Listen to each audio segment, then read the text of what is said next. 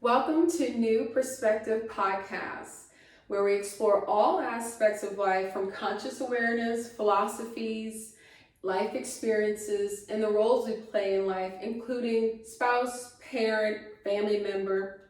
This podcast is hosted by Lovie and Josh Neu.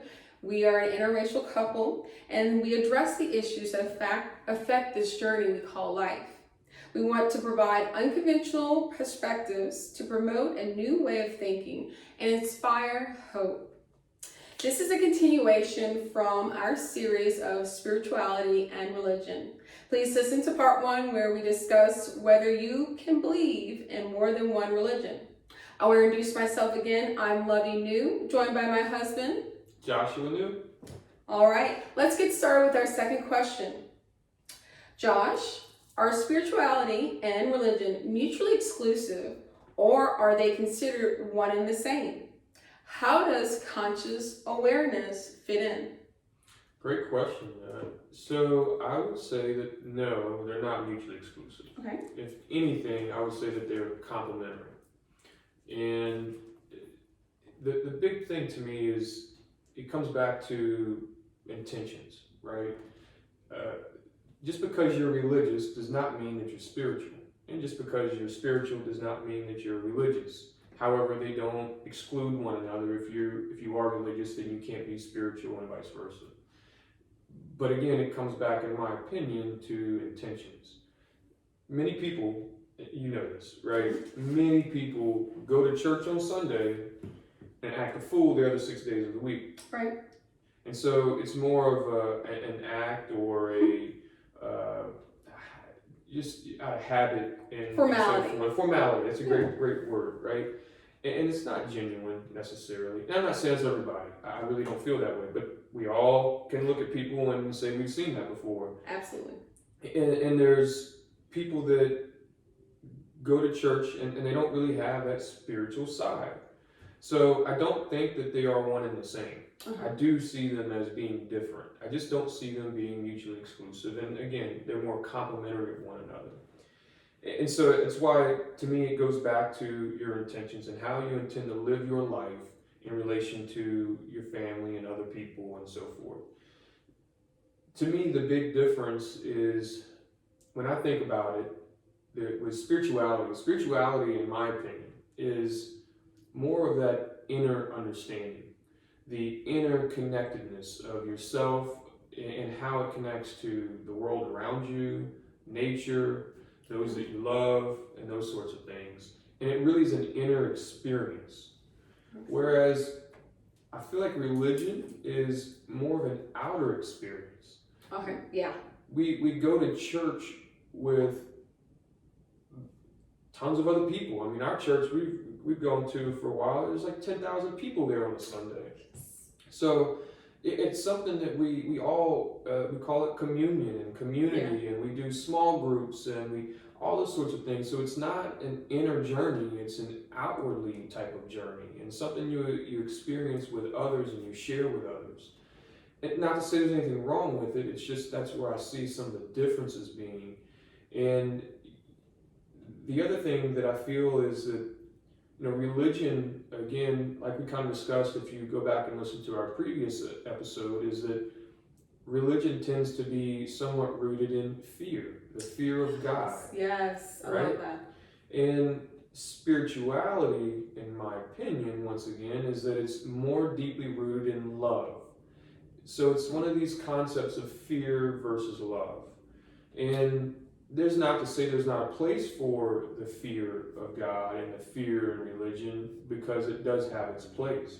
But I don't feel that they are one and the same, so to speak. And so, and I'll probably get roasted for this, as a term my kid would use, I'll get roasted. But so I've got this analogy that kind of lends itself to this conversation. And it breaks it down in a way that I think most of us can probably understand. And what that is this. Religion, to me, is in a lot of ways the equivalent of Santa Claus. So I look at it in this way.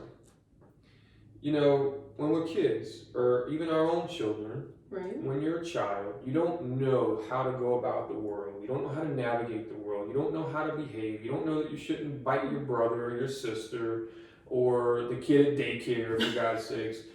You know, you don't know that you shouldn't throw things and you're supposed to share and you're supposed to give. You don't know those things. Right. But every year, right after around Thanksgiving time frame, kids know how to behave because who's coming? Santa. Santa Claus is coming, right? And we knowingly, as adults, Right. we push this message. We do. Yeah. And why do we do it? We do it so that we can influence their behavior. So it's like fear. Back to a fear. Out of fear, because they fear losing something. They fear losing out on gifts and rewards. Right. And so we push this narrative and this story. It truly is just a story that we push to our kids. I mean, there's books, movies. It's big business, truthfully. And we push that on our kids. Even us. We Grown people push a lie. Absolutely. So could that be what God is in some ways? It's just a story that we push fear upon people to keep them locked in? That's exactly kind of my point here, is that, and if you take the equivalent of a child is an unaware and innocent, unconscious sort of being, and in order to influence them to behave the right way, we put these fears in them, or these expectations that are, rooted in the right thing. Right. Right. I agree. It's not meant to be mischievous and so forth and misleading, but it is. Right. It's a lie. We all know it. And I feel like the religion is a lot of the same way.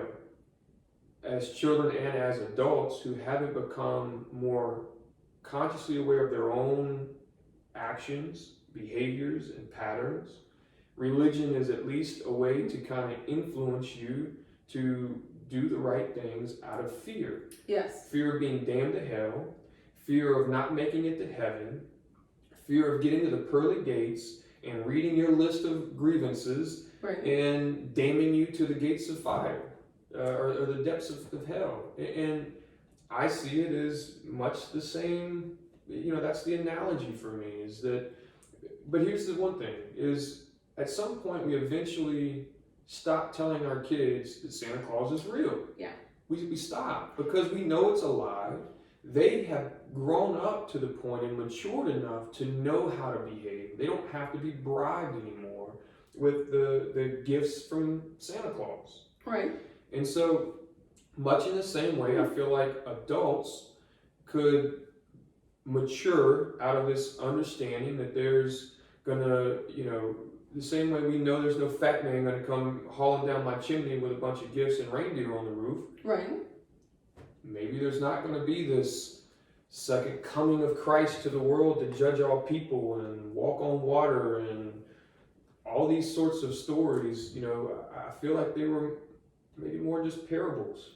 They were stories, like Santa Claus is a story. And it resonates with you, you believe it, right? And it sends a message.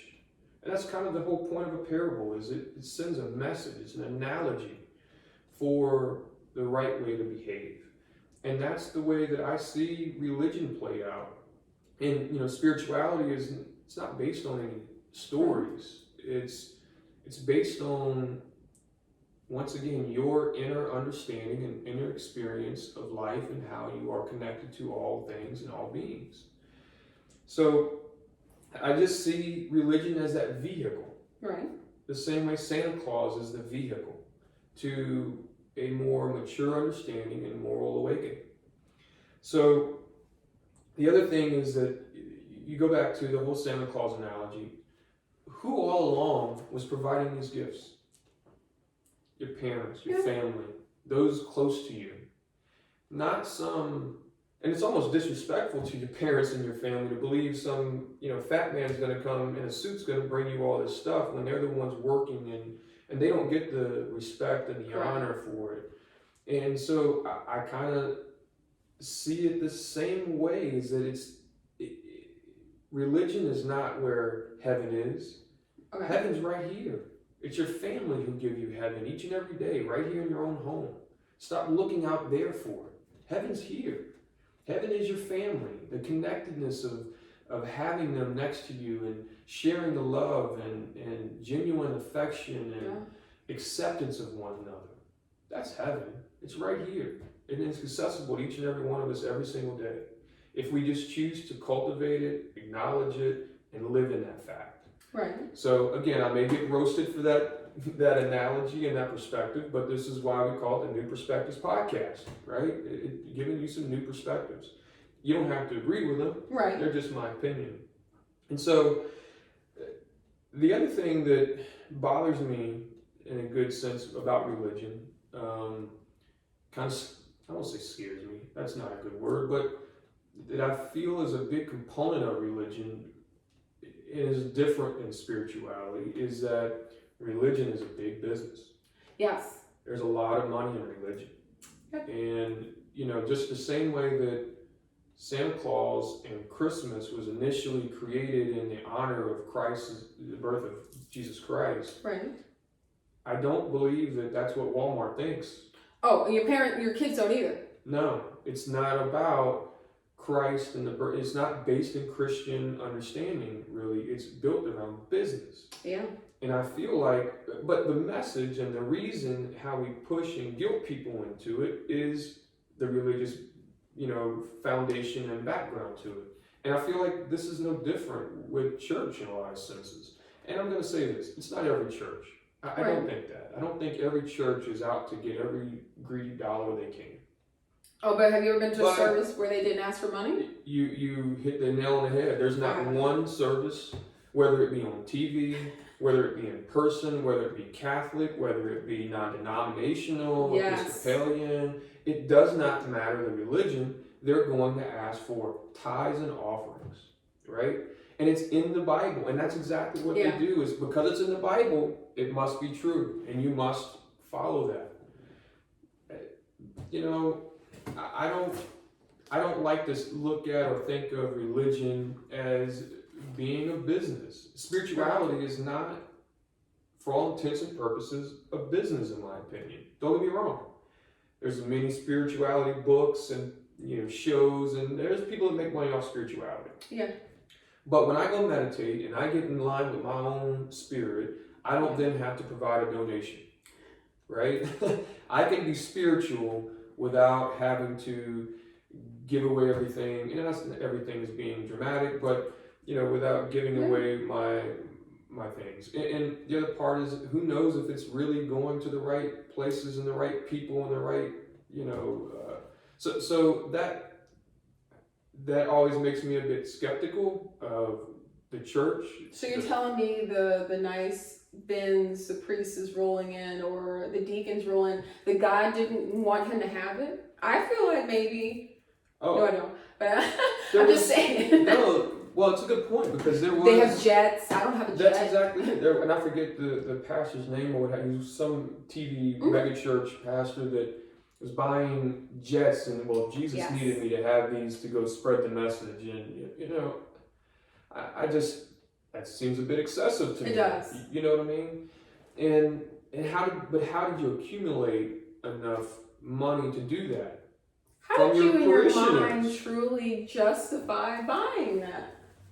Just like you said, God wanted me to have, he called on me and gave me this message. And there's no proof of any of that. That's just a story we tell, right? Another story. It's another story, right? But because I'm the pastor, I'm the priest, I'm the deacon, I don't do wrong. You got to kind of believe in that. I don't align with that. Right. So, I prefer personally to volunteer my time. Yes. I prefer to we will do that. Donate directly to an individual that I see in need. I would rather do something along those lines than, stick money in a bucket and hope that it turns out okay. Now, I do want to almost contradict myself in a sense. I know the church that we, watch and kind of align to, they do a lot of good. Yes, I have to say that. I know there's lots of churches that if they bless one family, that was better than not blessing any. So regardless if all the money was used in the right way, at least there are some people being touched and helped and blessed along the way. And that to me, it's not all bad. And religion has its purpose and it has some great aspects to it. It just, at the same time, it's not, I don't think it's wholly genuine all the time. Right. So that business aspect of it, because here's the other part too. When you're sitting in church and they pass that bucket around, it's the societal pressure in a sense that Guilt. you don't want to be that guy who didn't put a 20 in the bucket. Right. Or whatever it is, right? You don't want to be that one person that just looked at it, passed it by. And so we do it out of peer pressure in a sense. Not that even those who do give, and regardless, at least you gave. But right. again, is it rooted in the right meaning? And is it rooted in the right action? I don't know about that. So again, I go back to those are some of the differences I feel between spirituality and religion. And then the second part of the question you asked, which was, where does conscious awareness fit into Yeah, this? yeah, that's a good Right? question. Yeah. Great question. And so, to me, conscious awareness is kind of, again, coming back to the realization that Santa Claus isn't real. Maybe coming to the fact that all religions are not created equal and they're not any one better than another. It's that awakening to and maturing to a next degree or the next level in a sense. Okay. And so I see conscious awareness as truly awakening to the ego. And because again, I mentioned in our last podcast that we identify with a religion. Well, what do we mean when we say we identify or I identify? It's the ego that identifies with a religion. Yeah. And you have that identity built in. And so that's why I say conscious awareness fits in this conversation, because you kind of become aware of the fact that your ego identifies with this religion or that one. And if you can start to release that attachment to your ego, then maybe you can be a little more open-minded to other things. Okay. And so that's where the other piece of conscious awareness to me is like that chatter in your head constantly. Always telling you you're wrong about this, or you could be better at that, or that person's not as good as you at this thing, or I've been wronged in some way. And so our ego drives our emotions. It does. It drives our actions. It drives our feelings. It impacts our relationships. And so awakening to that ego is very important because it allows you to get a little bit deeper spiritually.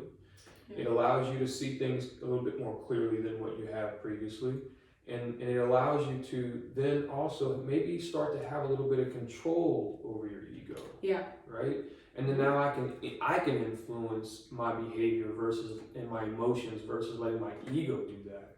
So that's where I kind of see conscious awareness. And then where I kind of tie this up with a little bow here is there's also spiritual awareness. Yeah. Right? So conscious awareness is becoming aware of your ego and your mind and the chatter that happens there.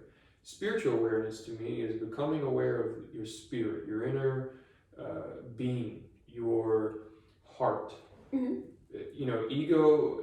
Conscious awareness is the mind, mm-hmm. Spiritual awareness is the heart. That's the way I like to look at it. Okay, that's a... Yeah, so it's becoming a little more in tune with your heart, your feelings, and love of other people, just maybe you can start forgiving others a little bit easier.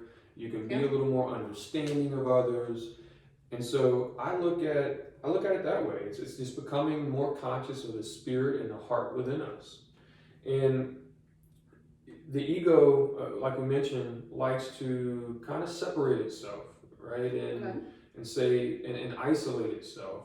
And instead of saying, we're the same, it says, no, I'm white and you're black. I'm a man and you're a woman. And I've got money and you don't. I'm a Catholic and you're a non-denominational, or whatever those things are. And we start to separate ourselves. To me, spiritual consciousness is, again, stomping out that belief system and those thoughts and seeing correct, right? Just back to our last conversation.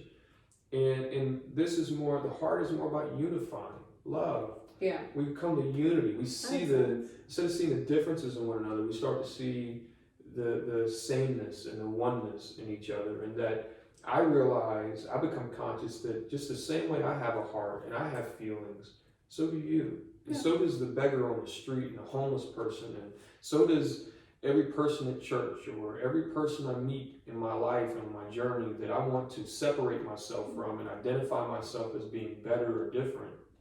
We're not. In the essence, we all have that same spirit and the same heart. Right. And so that's basically where I come to tie it all together is they're not mutually exclusive.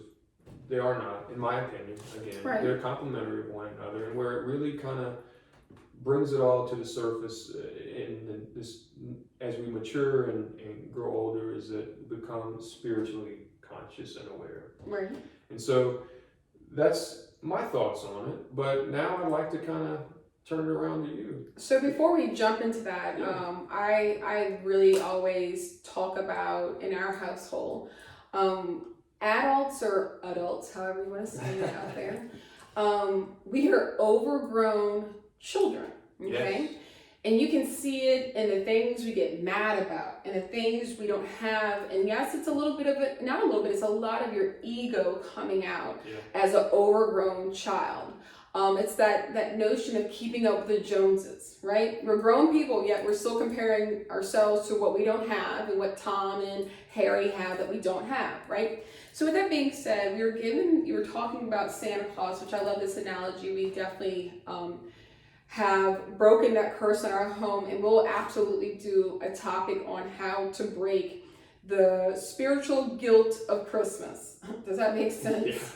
Because it is all of that tied up in one. But if we say that for children, the story about Santa Claus keeps them kind of in check, okay? And then when they get old enough, we tell them the truth, okay? Is that the same notion that might be what religion is? All your life as a child and an overgrown child, you believe in this fear of somebody else coming down, right? Yep. And then you graduate to a stage of conscious awareness. Correct. Is that truly the point, to just keep us in check until we're ready to be aware enough to take control? That's what I think. That's truly what I think, and this is based on my personal experience of life. And, other people may feel differently. And it's not to say that, those who are consciously aware or feel like that now you're superior to us who still believe in a religion. You're asleep. Now that's where that ego comes out. Oh, you're still asleep. Yeah, you're still asleep. You're not woke, right? It's the new millennial term. You're not woke, right?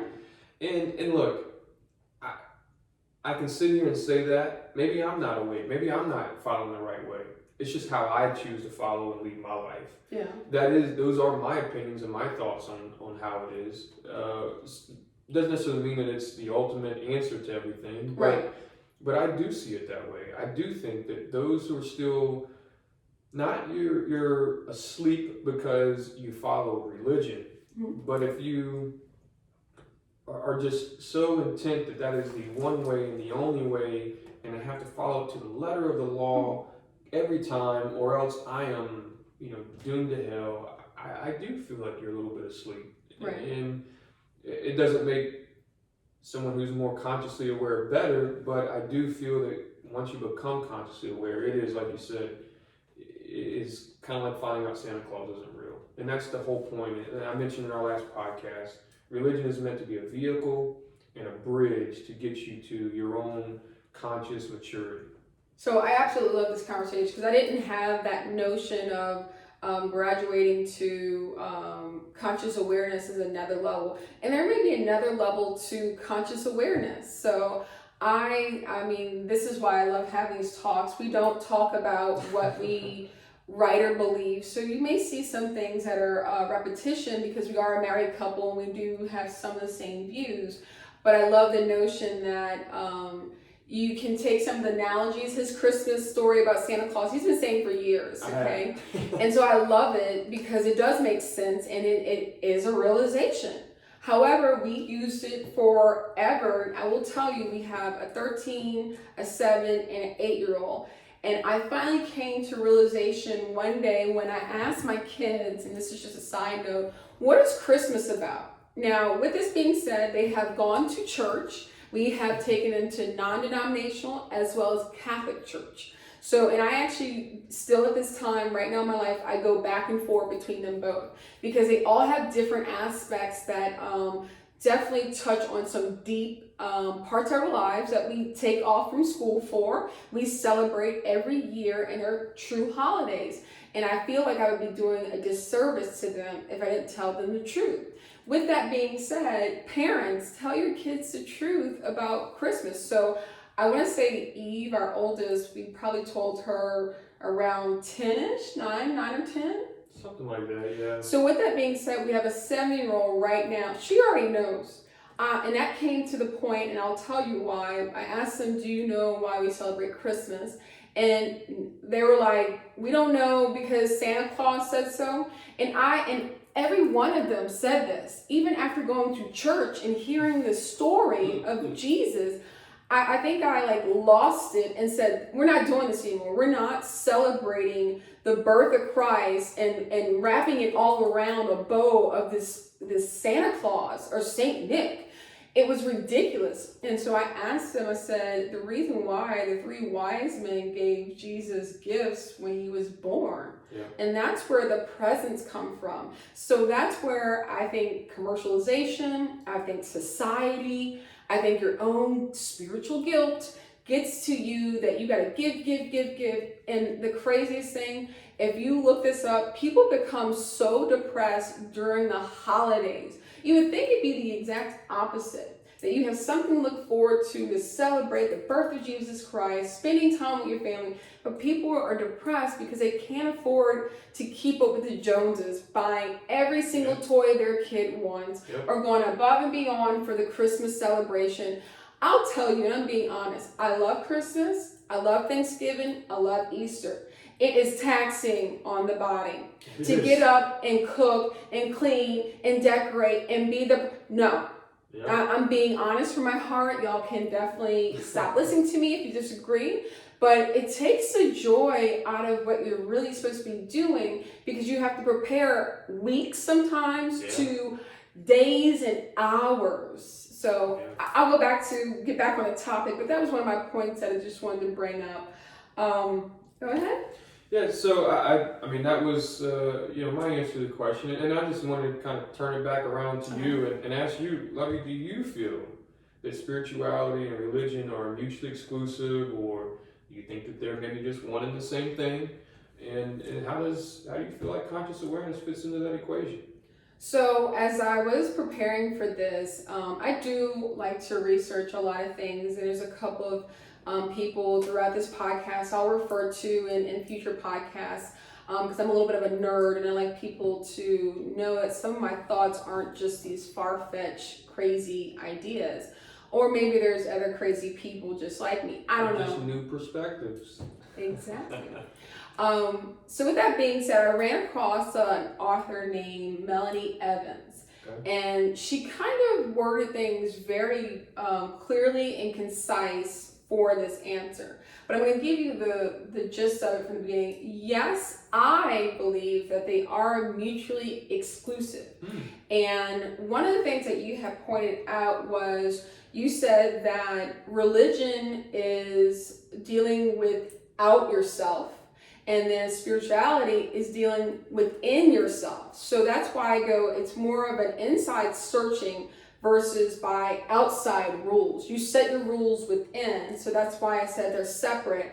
Not saying that they can't intertwine, but I believe one's coming from the outside and one's within by your own set of rules. But let's go back to Melanie's point.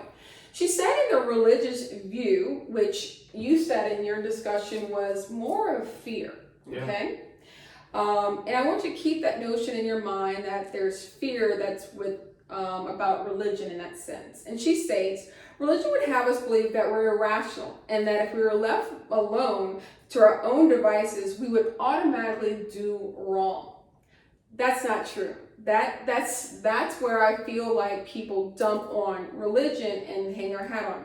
I believe that's a ridiculous thought that's created by the church, by society, even yourself. It's like an internal lie that you tell yourself that you need religion to tell you what to do, who to be, what to believe. Sadly, religion is the ultimate example of conditional love. Ooh, that is true.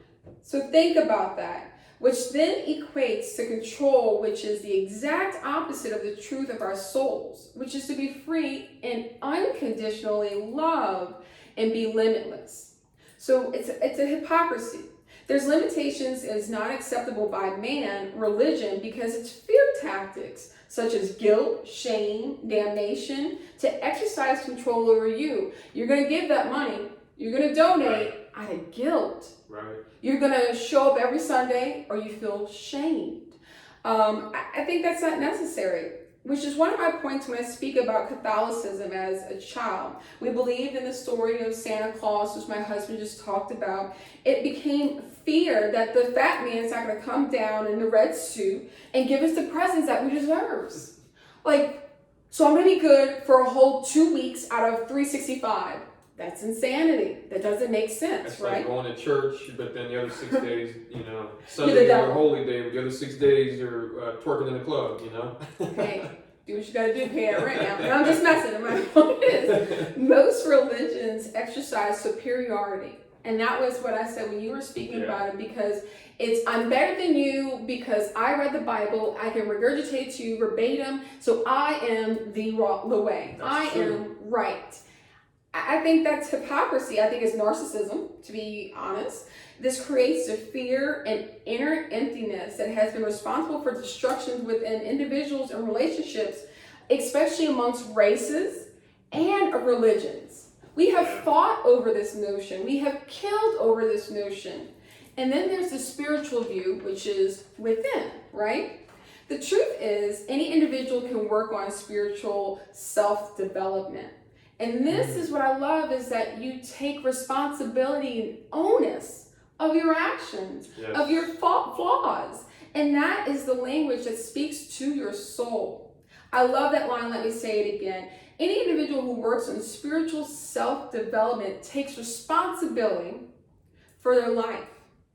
That's important. If you don't mind, Yeah. So it really, you just struck a chord with me with another thought that I had, I forgot to kind of bring up in my discussion points, but is exactly that. When we want something in life, when you're brought up in a religious background, you basically go pray to God for it. Mm-hmm. And this external being is just going to come down and provide for my needs and my wants and my desires. And that's how we operate a lot of times, right? Is that it's outside myself. Once again, I can't produce it and make it come true for myself. I can't manifest it within myself. I have to go ask someone else to make it happen for me. And that comes back to that notion of responsibility. Yes. And that is something where I see spirituality, again, being a little different, is that we take that responsibility on ourselves and we try to manifest the change that we seek or the things that we want in life, versus behaving and acting whichever way we want and then praying that someone else provide for us. Right. So, and this is a side note from my thing. I'm going to get back to it. I've thought about the things that I have had, let me use the word, blessings in my life, if you want to say that, from, I grew up poor. And at this moment, I can't say I'm poor at all. I'd be telling you a lie. I'm not rich. I don't make any millions. So let me just go ahead and put that out there. If y'all think about robbing me, I have no money to that degree. But I'm saying that I have had some major accomplishments in my life. And do I give it to the Lord, who, let's be honest, at some points in my life, I was not going to church. In fact, I was drinking. I was partying with my friends. I was cursing like a sailor. I was doing everything but the opposite of what God would have probably wanted me to do. So how do I not take some ownership of the things I accomplished? Or do I sit back and all my hard work, all the things I did, all the tears I shed, not getting into this school, staying up to 4 a.m, failing tests, looking at myself going, God, why didn't you give it to me? Do I just push all that work away and go, if it wasn't because of God, I would have never made it? And Lovie, the egotistical Lovie, if you want to say that, says, no, bitch, you were up at 3 a.m, driving yourself crazy. Your hair looked like Mufasa's, all of it. And I have to take some pride in myself for what I did obtain. I'm not saying that God or there wasn't some outside, I call them pendulums, and you'll hear me say that throughout our talks, pendulum hits that set me in a different direction. But I also believe in this, and one day you'll see it tattooed on me, fate.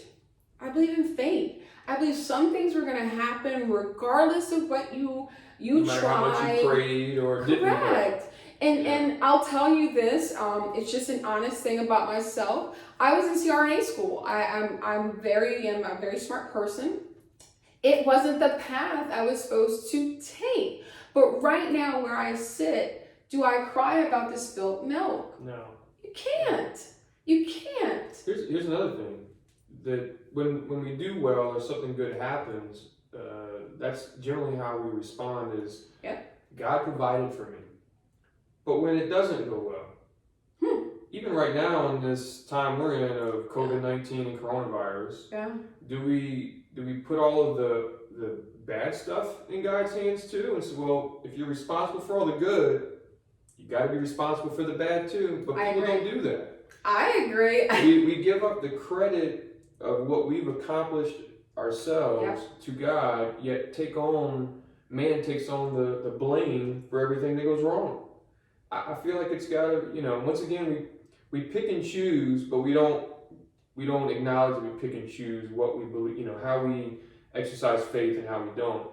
In my opinion, do it all the way one way or all the way the other way. So, and I agree with that. And if y'all don't know, and if you're hearing this at a later date, this is, it's May 23rd, I believe, 2020. I need to know the dates when I get on camera probably. But with We've been that locked being, inside so long, we don't even know what day it is anymore. Correct. And that's my point is, it's so funny, all the things you've come out about COVID it started in China and they blah, blah, blah, blah. Why hasn't one person said, it's the devil? It's the devil. He's just busy trying to wipe us out. The Lord's going to heal us.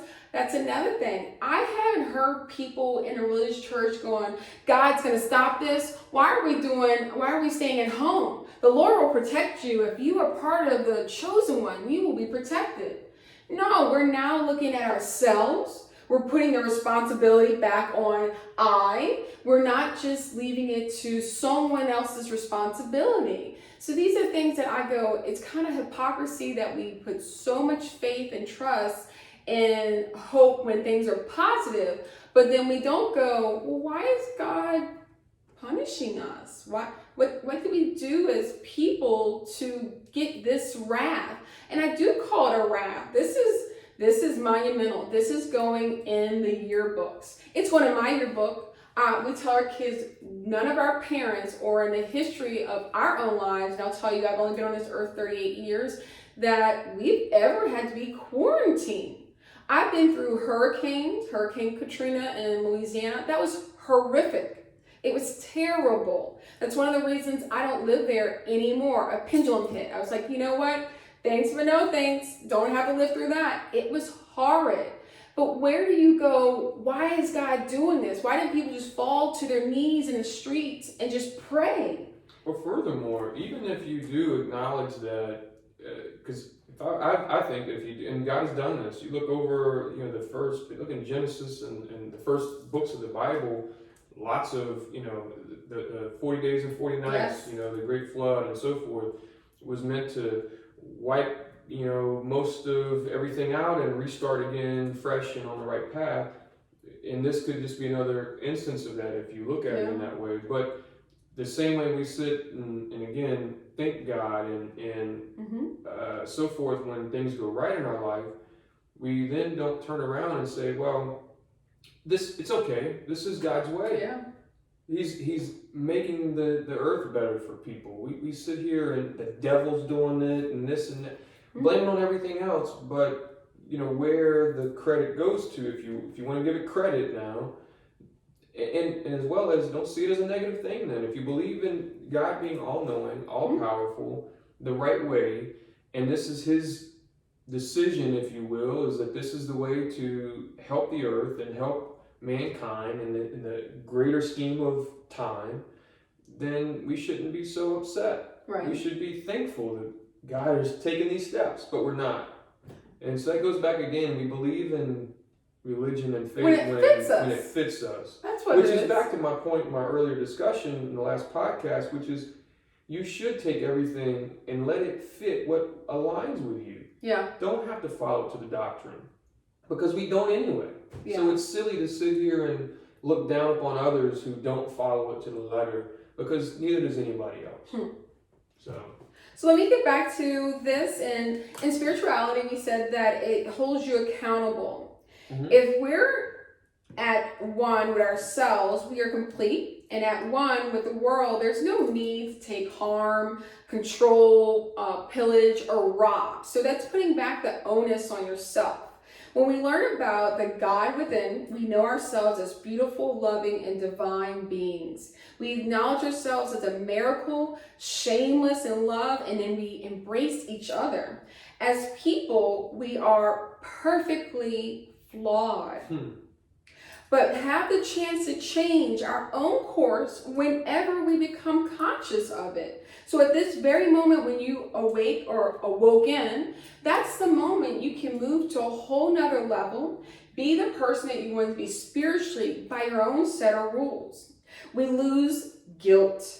I love that. When you become spiritual, you lose guilt. So, it's that lack of deservedness. Then and only then we can learn how to provide our own happiness. And I think that's important. Yeah. We don't look to God. We don't look to our husband. We don't look to we provide our own happiness. And that's part of like Buddhism. You're trying to do that. But in the new world that's emerging in the Aquarius age, it is screaming out for internal acknowledgement. And I want us to embrace self-empowerment. Yeah. Finally, the greater community is being exposed to the true life. And there are many messengers on this earth, this planet. I'm not saying I'm one of them, but one of the ones I absolutely follow and love is Eckhart Tolle. Yes. And with that being said, just a side note, it was if Eckhart Tolle is maybe a new prophet, is that what Jesus really was, just a prophet? And we're definitely going to have a talk on that, because I think many people have touched on that. And I just want to, go a little bit deeper. But with that being said, follow people like Eckhart Tolle, and we now have the ability to end the disconnection from ourselves. I don't think people truly know themselves, so then they lash out at others because they're confused inside. So that's something that I think we need to look at. And then, I believe we should always look deep within. Listen to that voice. Listen to the guidance of the Spirit, rather than putting it in the hopes of others. And what I mean, these spiritual leaders that are all over, we listen to them because they're trained, they're educated, and they're paid to do so. We listen to them because they're paid to do so. And like we were going back to, there's been priests, there's been, let me not say so much priests, but deacons and pastors that are rolling in Benzes and have jets. They're paid performers in my beliefs. Not all. I'm not saying they don't have a heart for the Lord. I'm saying at some point, especially the most successful ones, it starts to be a job. It starts to be an act, because they're drawing in so much attention, money, fame, and then it goes to the ego. It goes to the ego, okay? This is not saying that we are all gods. It's saying that the Spirit lies within us, and we are one of our fathers. It would do us all good to focus on the fact that we have been taught in the past that being one with God is a future event after we die. Yeah. Now, here's the part I want you to really listen to. The kingdom and living is now. Listen to the Spirit being taught by Him and living day by day in communion with the Father is a reality that we all need to realize is happening now. Honestly, I'm being serious. Until I see a receipt from someone that has traveled to heaven, taking a picture, a selfie at that, with an iPhone. I want an iPhone picture, okay, with Jesus or God. I believe we are doing a disappointment to the gift of life. Yeah. You are telling me that your whole life is based on this story that we're going to go to the other side to heaven. All the stories have been written by the men who are sinful, who have egos. Ego existed back before Christ, okay? All those things. They didn't want fame. They didn't want to be followed. They didn't want to be worshipped. Yeah. There's kings for that. Everybody wants to be a king or a queen, baby. And everybody thinks they are. And maybe making a little fib of the story may have brought them to a higher level. I don't know. But what I'm saying, unfortunately, I refuse to live by this notion. I prefer to believe that we are already in heaven and you should live every day like it's your last. For most Christians, typically they denounce the idea to finding God within yourself. Yet the Bible implies God is within us all. Is it not true? If God is within me versus without me, yep, I have to take control of my life, my spiritual path, and hold myself accountable. However, within a religion, you put it on God. God's going to do for me. Yeah. The church going to do for me. And you no longer take responsibility. You give up your power. You do. You let the action be, well, I made the action, got to fix it. Yeah. Whatever. It'll be, taken care of. So my answer is that spirituality and religion are mutually exclusive. However, religion plants the seed that there is a higher power, which I believe is much needed for most people. I do believe that the answer, though, is within.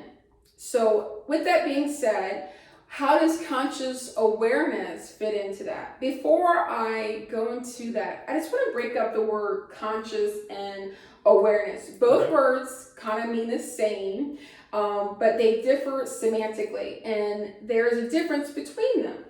But these are the terms that function both as nouns in the English language. But awareness is having a knowledge of something, right? So the quote of a famous French philosopher called René Descartes, I think, therefore I am. Mm-hmm. This is an interesting idea because the more you think about it, the more interesting it is. So I thought I was going to be a nurse, so then I became a nurse. Hi, nurse practitioner Neu right here. It wasn't like it was poof, I became a nurse practitioner. I thought it, I went to school, I pushed for it, so I am. Manifestation. There you go. Yeah. Or was it fate? We'll get back to that later. So you see, while humans are not entirely unique and have the ability to be self-aware, we are unique in the ability to be aware of the awareness. Meaning like when you're talking to yourself in meditation or driving and you go, who's talking?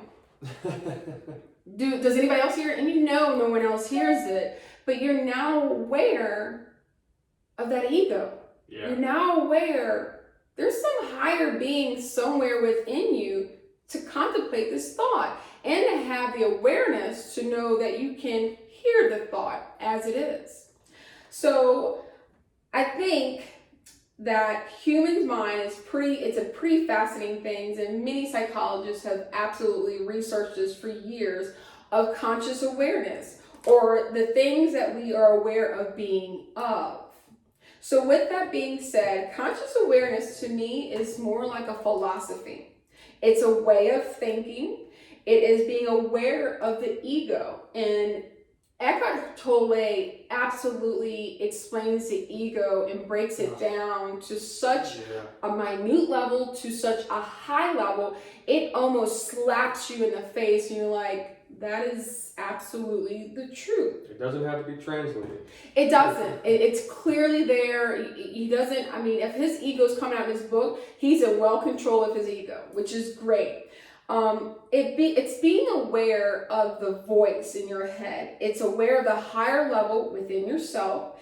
It's about being mindful. It's about being present in every single moment to help you see your own wrong Not point and blame somebody else.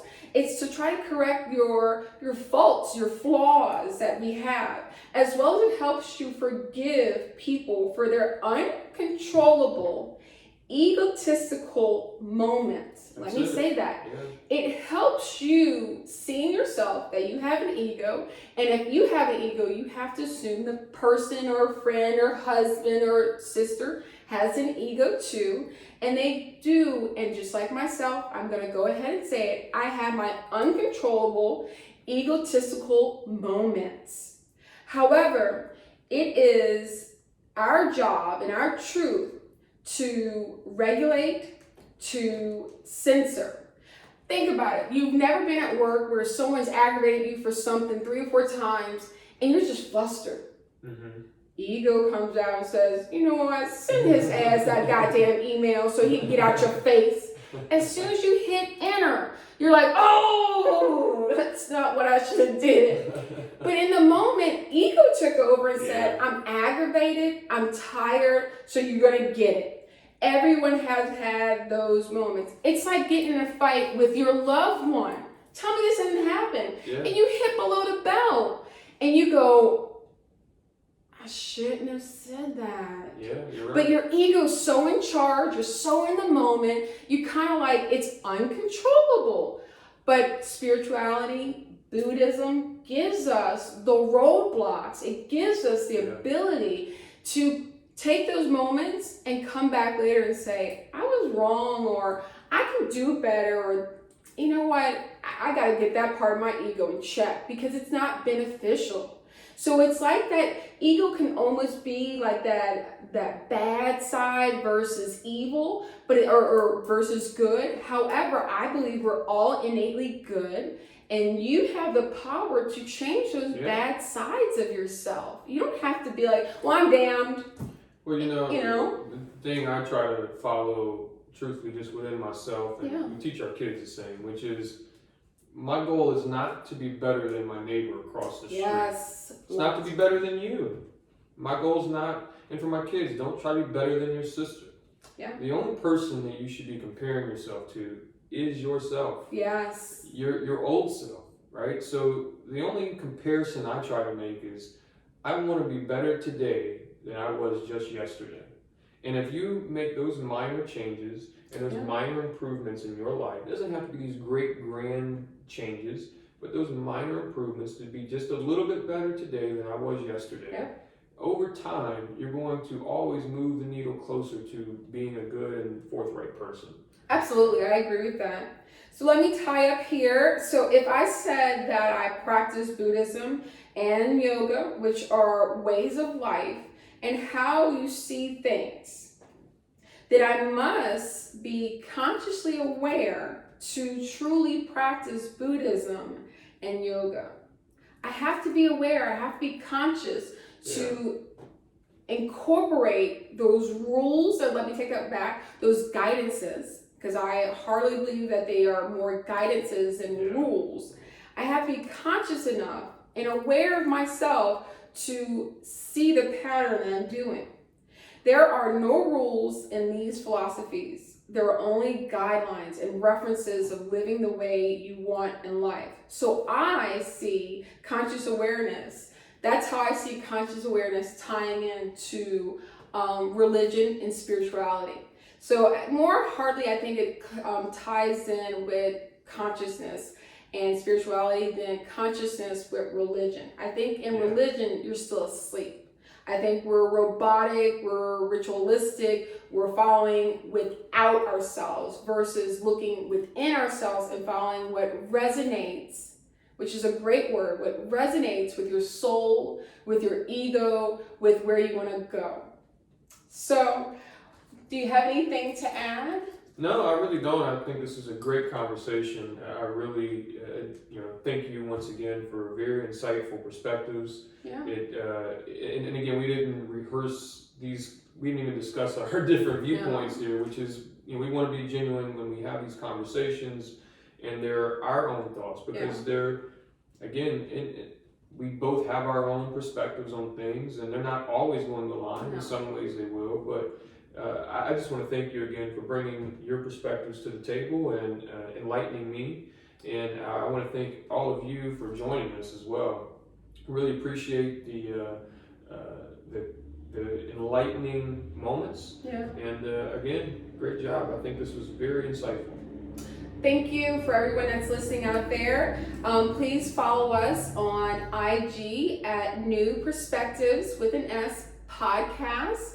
You can follow me on Facebook, Lovie Neu, or email us questions, which I want y'all to do. I encourage it. It keeps us coming up with new, fresh topics, things that maybe you want to hear. Email us at neuperspectives@gmail.com. Subscribe to our YouTube channel if you want to see our glorious faces as we sit here and talk to you.